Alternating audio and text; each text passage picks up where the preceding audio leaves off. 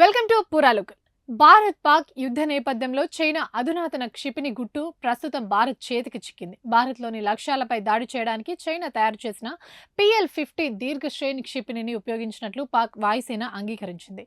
గగనతలం నుండి గగనతలంలోని లక్ష్యాలను ఛేదించగల ఈ అస్త్రాన్ని యుద్ధంలో వాడటం ఇదే మొదటిసారి. PL-15 క్షిపణి శకలాలు పంజాబ్లోని హోషియూర్పూర్లో పడ్డాయి. ముఖ్యంగా ఒక అస్త్రం దాదాపు చెక్కు చెదరని విధంగా లభ్యమైంది.